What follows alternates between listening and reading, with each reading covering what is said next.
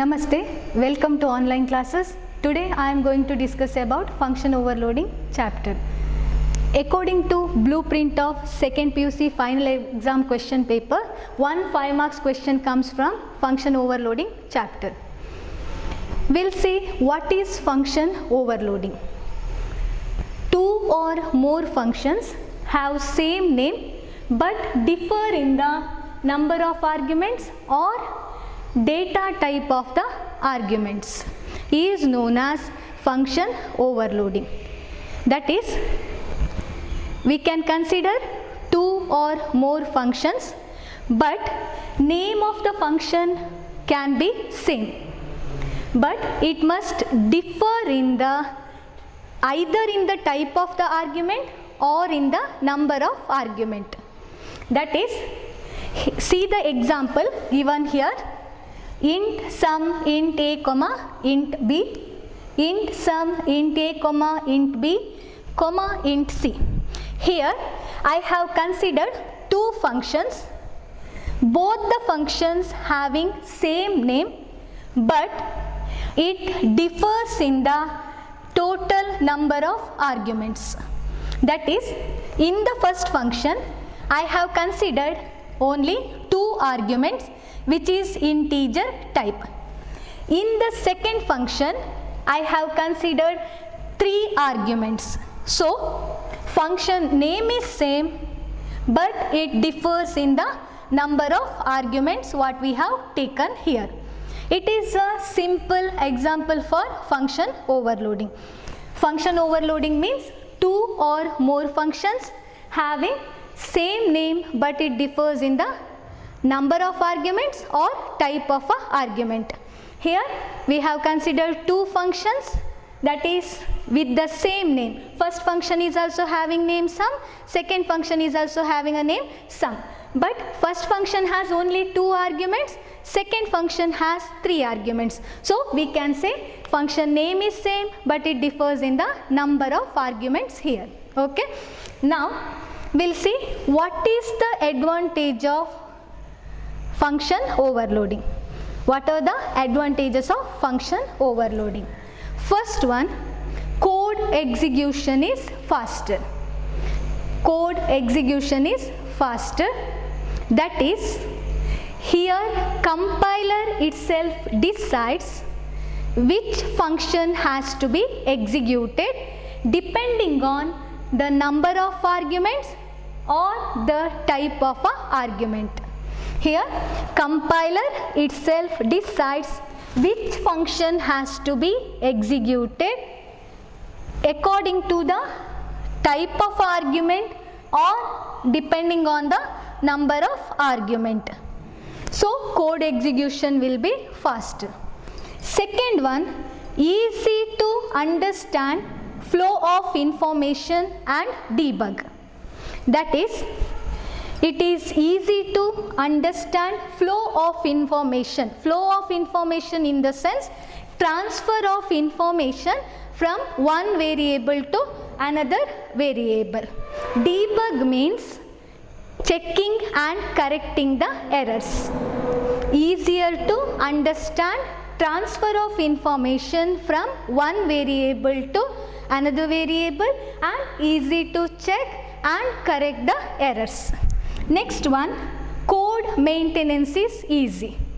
It helps us to design very simple codes. That is, code maintenance is easy. Helps us to design simple codes. Last one is easier interface between program and real world objects. That is, it helps us to implement most of the real world problems into a OOP programs. Next, we'll move on to how to declare a function in a function overloading. Declaration of function in function overloading. How to declare a function in function overloading.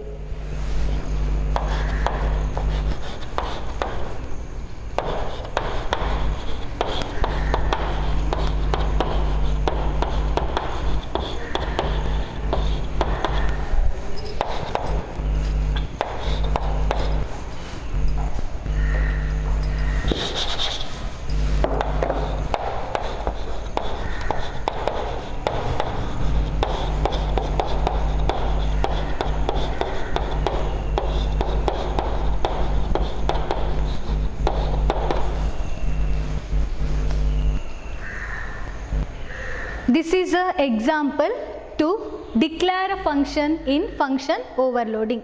Here we have to write first a return type of a function. Next we have to write a function name. Next we have to write arguments with its data type. Here when we say function overloading, we have to consider two or more functions.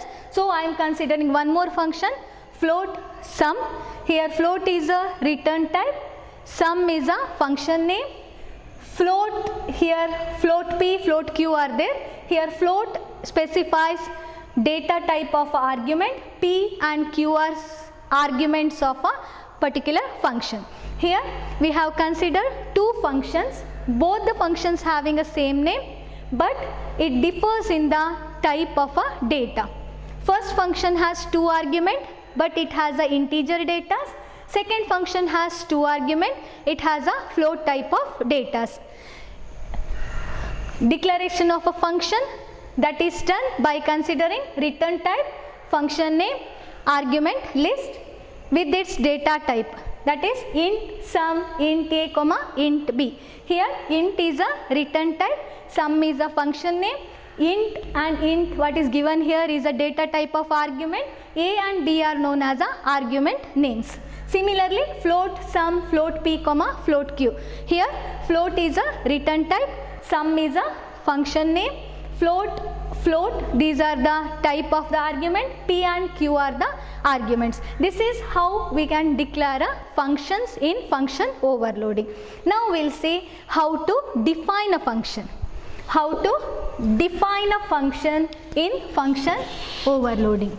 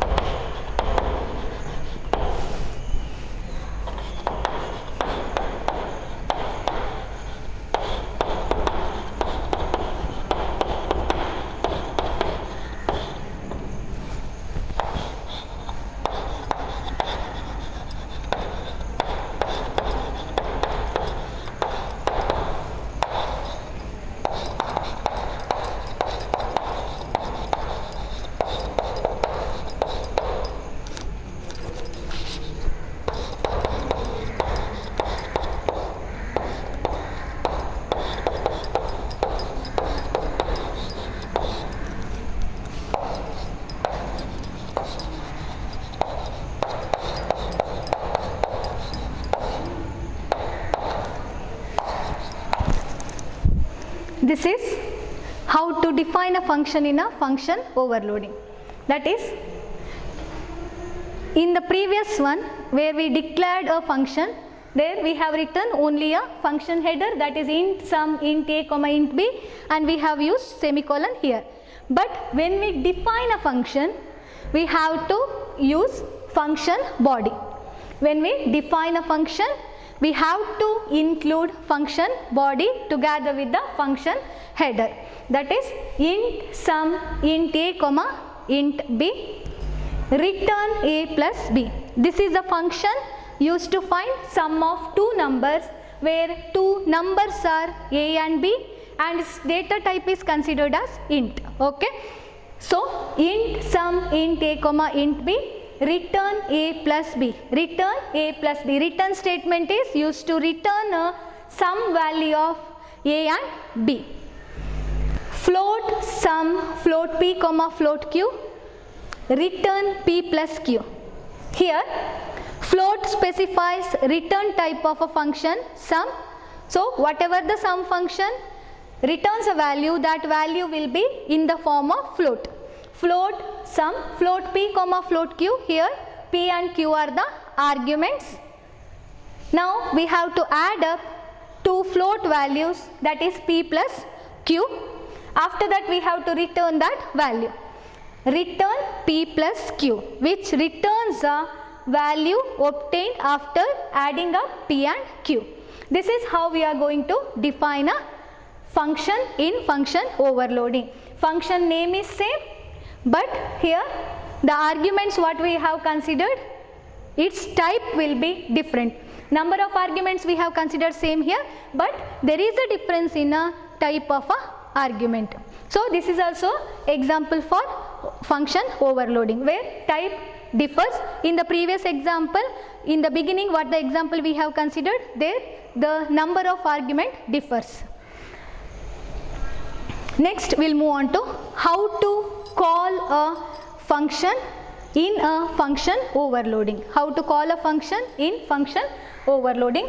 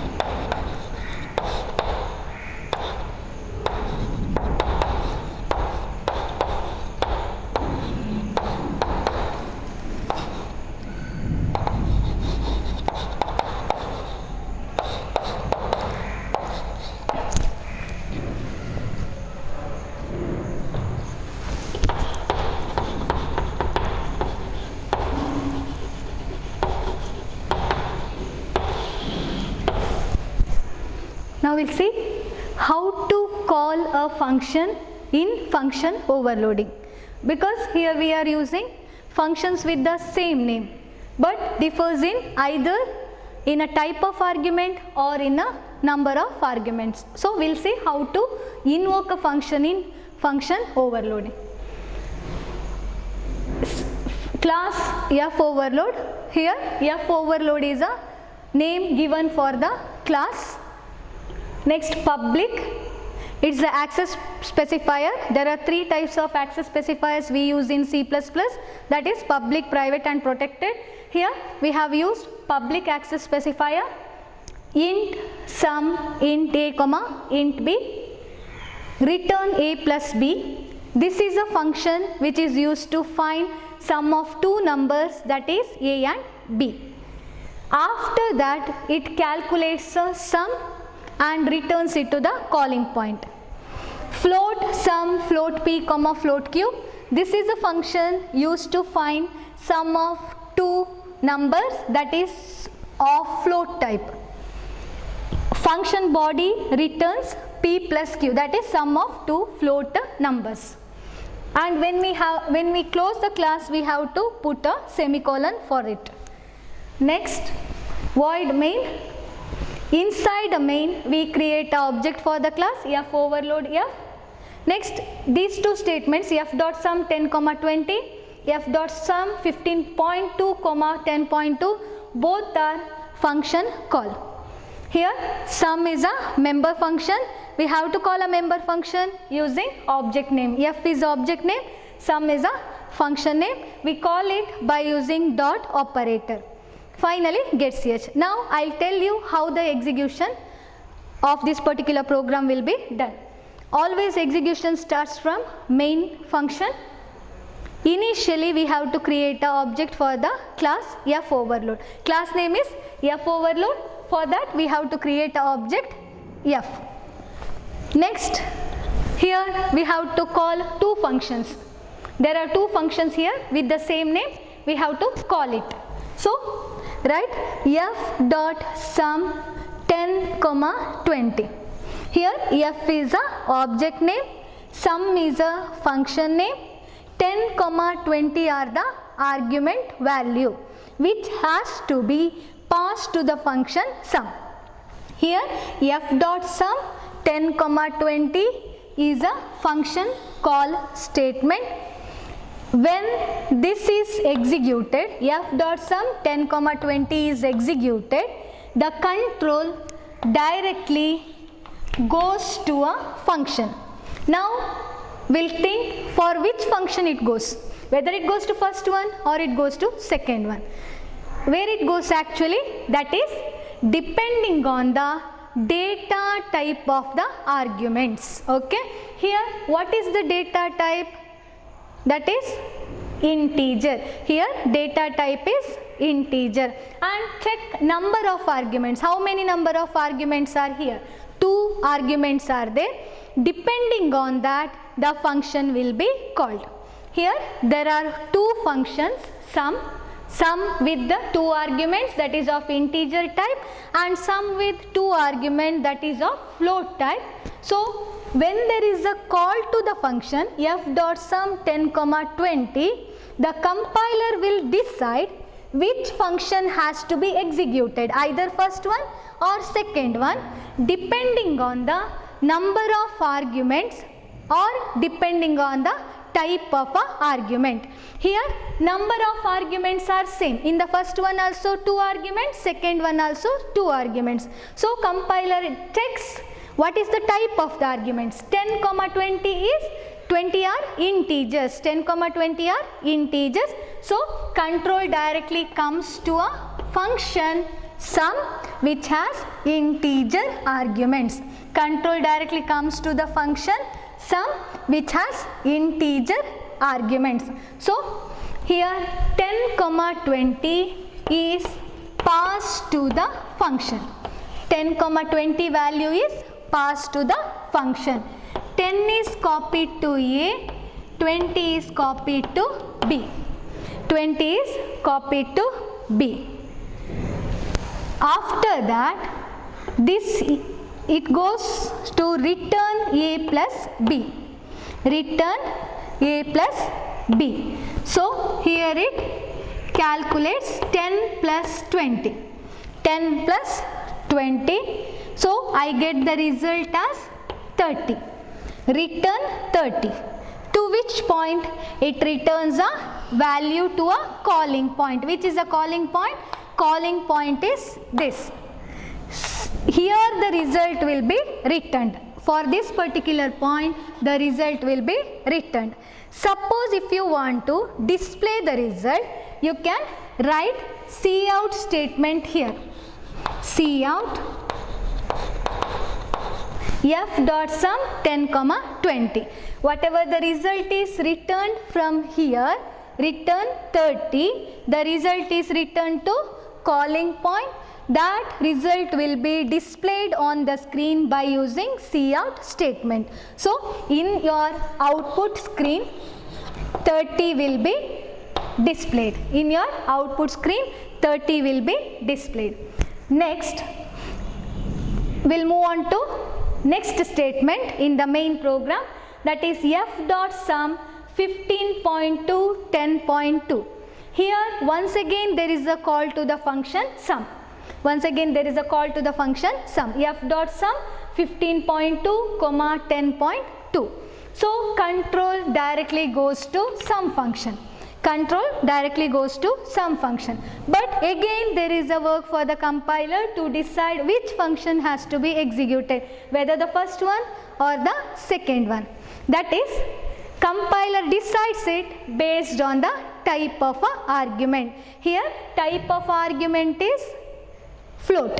So compiler decides it based on the type of the argument. So here compiler decides that the second function has to be executed, float sum, float p comma float q.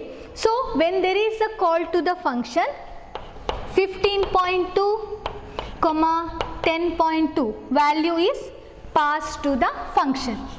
Value is passed to the function. So 15.2 is copied to p, 10.2 is copied to q. 15.2 is copied to p, 10.2 is copied to q. Now it goes into the function return p plus q. So it adds up 15.2 plus 10.2, we get the answer as 25.4. Returns 25.4. Return 25.4. Where it returns? It returns to the calling point. It returns to calling point. This is the calling point. This is the calling point. Here the value will be returned. Suppose if you want to display the value, you can use cout statement. Cout f dot sum 15.2 comma 10.2. So here the result 25.4 will be displayed on your output screen. Finally, get CS to wind up the program and close the bracket. This is how we can use function overloading in our C++ programs. That is, we have to use a class. Inside the class we have to define two or more functions which is having same name but differs either in the number of argument or in a type of a argument. In this particular example, we have considered the arguments which differs only in a type. You can even consider the arguments which differs in a number. Okay? And you have to use a main function. Main function is compulsory for all the C++ programs. Main function, inside a main function you have to write a object, create object. Using object you can call a function. You can include function call in cout statement itself so that you can output the result what you have returned. Next, we'll move on to restrictions on function overloading. What is a restriction on function overloading? By looking at this, you can make out what is the main restriction here. You can use function name same, but what is the restriction given? That is, its number of arguments must be different or the type of argument must be different. Okay? Restriction on function overloading is function name must be same but it must differ either in the type of argument or in the number of arguments. This is all about function overloading. Next, we'll move on to other functions in C++ class.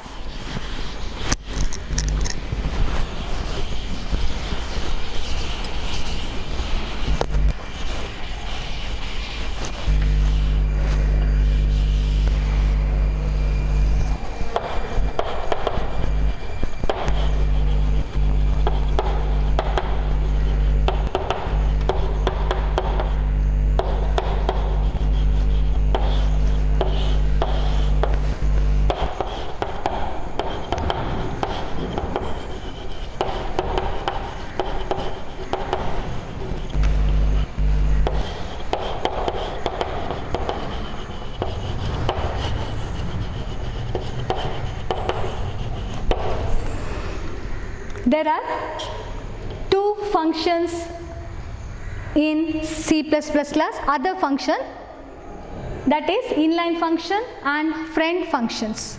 First we'll move on to inline function.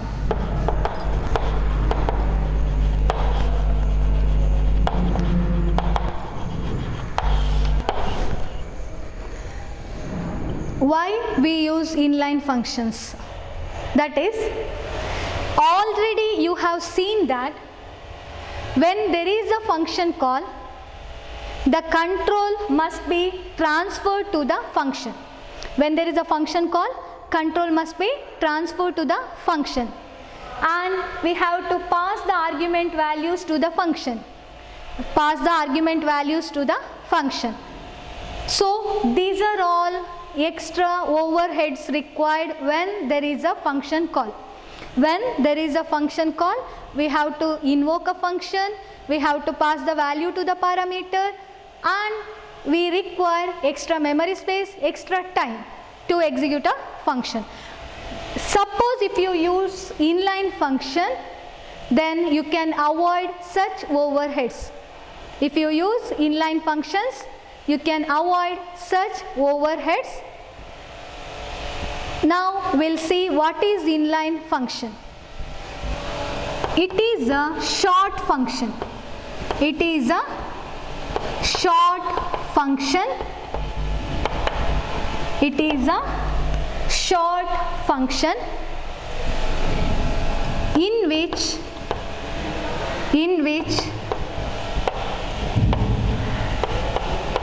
compiler replaces function call by function body. In which compiler replaces function call by function body. Inline function is a short function in which compiler replaces function call by function body. I'll just give one simple example to understand inline functions.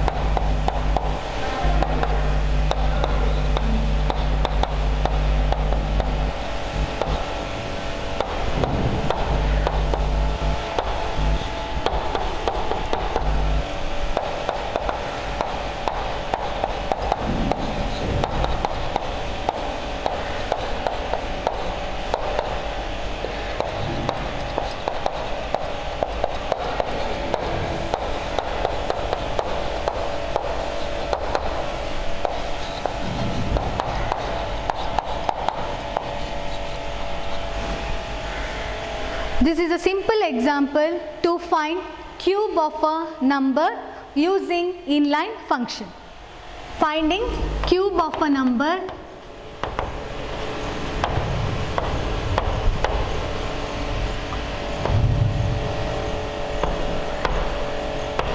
using inline function. Inline int cube int a, return a into a. Here we have used the keyword inline. Usually when we write a function, we use only return type, function name, argument list. But it is an inline function, so we use a keyword inline. So inline keyword specifies the function is an inline function. You can see here, return a into a, only one statement is here. So it is a very small function. So we can consider it as an inline function. Inline function must be short function Inline function must be short function. It must be small in size. So here only one line is there. So I consider this as a inline function. Next, as usual, we'll consider void main. Here we have considered two variables, x and y, and we have to input a value for x. So I'll write cout enter value of x, c in x. Next I am going to call a function inline, that is function name and argument list. As usual, how you call a normal function, similarly you can call it cube of x. Here cube is a function name, x is a argument list, and whatever the value is returned, that will be stored in y. Next output a value y. Finally gets yes. Now we'll see how the execution takes place here. Execution always starts from main, void main, int x comma y. Declare two variable, one for input, one for output. The value what you give will be stored in x. The value what is calculated will be stored in y. Cout enter value of x. So I enter value of x as 5. Okay, I enter value of x as 5. Now you have to call a function inline. You have to call a function inline. So y is equal to cube of x. Y is equal to cube of x. You are calling inline function as a normal function, that is function name and variable argument list. Cube x. It is an inline function, so control does not transfer to inline. Control does not transfer to inline function cube. Instead of, the function body will be, this function call will be replaced by function body. This is a function call which will be replaced by function body. What is function body? Return a into a is a function body. Here it is replaced by function body, that is a into a. Y is equal to cube of x. When y is equal to cube of x is executed, then this function call will be replaced by function body, that is return a into a is a function body. This will be replaced by function body, and it calculates a into a. What is the value of a into a? That is 5 into value of x is 5. So x value is substituted for a. X value is substituted for a. That is 5. Again a, that is 5. Again a, that is 5. 5 into 5 into 5. I'll get the answer as 125. That will be stored in a variable y. That is stored in a variable y. So y is equal to 125. In inline function, when there is a call to the inline function, the control does not transfer to the function. This is not going to happen in an inline function. Instead of that, the function body will be substituted in place of function call. That is, instead of cube x, x value is 5. Instead of that, the value of function body, that is return a into a will be substituted here. So a into a is, x value is copied to a, 5 into 5 into 5, that is equal to 125. So we get a value of y as 125. Finally you display the value of y, that is cube is equal to value of y. Whatever we write within a double quote will be displayed as it is. Whatever we write without any double quote will be going to display the value of a variable. Here y is without any double quote, so it displays the value, that is 125. So in the output screen you get the answer as cube is equal to 125. This is how the inline function is going to execute. By looking at this, you can say what are the features of inline function. That is, very main thing is that inline function must be defined with the keyword inline. Inline function must be defined with the keyword inline. And how it will be called? It will be called like a normal function. it will be called like a normal function. That is y is equal to cube of x, function name with the argument list.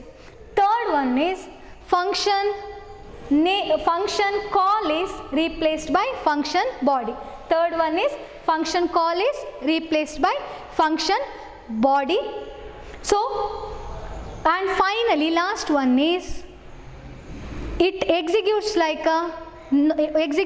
little faster than normal function. Executes little faster than normal function. I'll specify the features once again. First one is we have to define an inline function by using a keyword inline, and we have to invoke a function like a normal function, that is cube of x. How you call a normal function? Similarly you can call a inline function. Third one, function call is replaced by function body. Function call is replaced by function body. Fourth one is it executes little faster compared to a normal function. This is about inline functions.